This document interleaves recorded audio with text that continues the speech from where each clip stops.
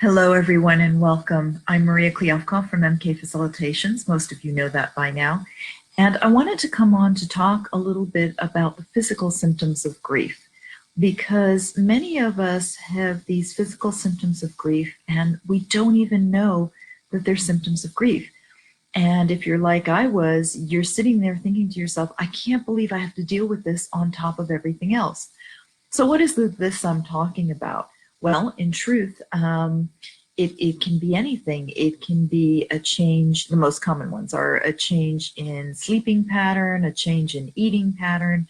You might discover that you've got some kind of skin problem. I had the worst psoriasis, and I never had psoriasis. But a couple of weeks before my mother died, it started. And before I knew it, my entire body was covered and I was itching and scratching. And I couldn't get comfortable in my own skin, and it was driving me crazy. I have had clients who have had all kinds of headache and migraine situations. Many of my clients find that their muscles are very sore and tight, and that it's really hard to get up in the morning, that you lie in bed and you think to yourself, oh, if I try and get up right now, I'm going to break something, because the heaviness and the weight on the body is so great, and the soreness and the stiffness of the muscles is so severe. It's quite painful.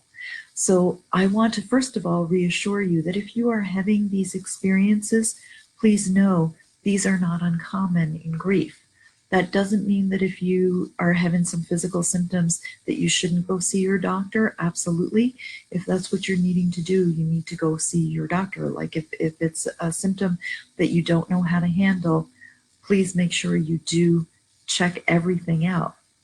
Having said that, I want to reassure you also that it doesn't need to be so difficult, because part of what your body is doing, in fact, every symptom of grief, is all about slowing you down. It's trying to get you to slow down so that you can embrace the magnitude of what has gone on, and you can work on the conversion of the relationship, right?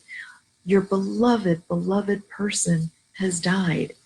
So they're no longer in the physical realm, and you all know my favorite quote, death ends a life, not a relationship, right? Jack Lemmon's brilliant quote.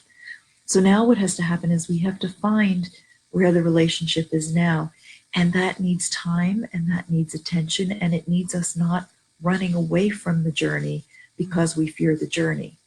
So pushing back and fighting against any of these physical symptoms that are showing up is actually you fighting against the grief journey.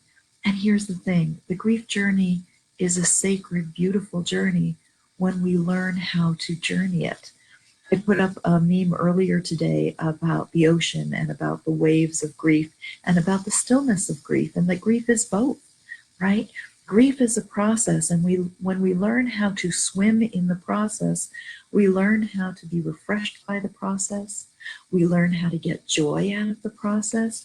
We learn how to be at ease with the process so that the process becomes one of ease and grace, and doesn't become a shying away from life or a moving away from life.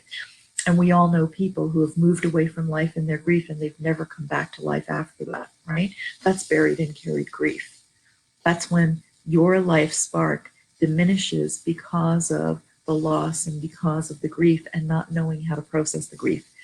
That diminished spark is not the grief. That diminished spark is not knowing how to journey through the grief and convert your grief to mourning. So if you're looking for a way to do this, if you're not sure how to do this, give me a private message, put a comment in the comment section here, and let me see and know what's going on for you, so that for sure you can learn more about this. So I see that there are a couple people on. I welcome you to put in any comments or questions you may have. I'm losing my breath here.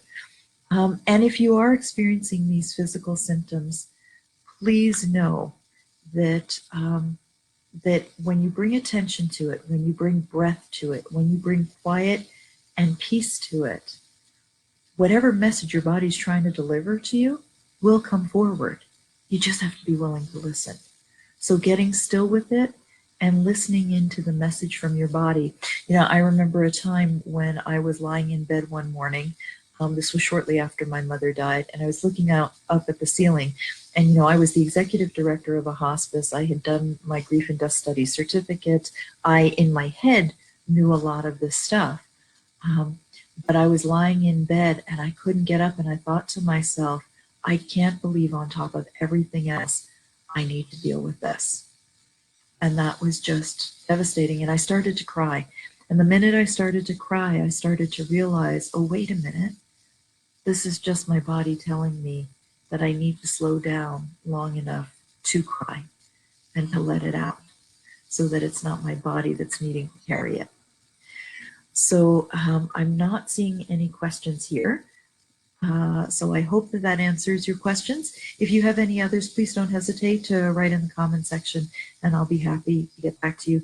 And as always, if you want to private message me or if you want to put in the comment section that you want to connect with me and let me know what time zone you're in, I'll be sure to private message you back and let you know when I'm available. Thanks so much for this time together. I look forward to connecting again tomorrow. Namaste.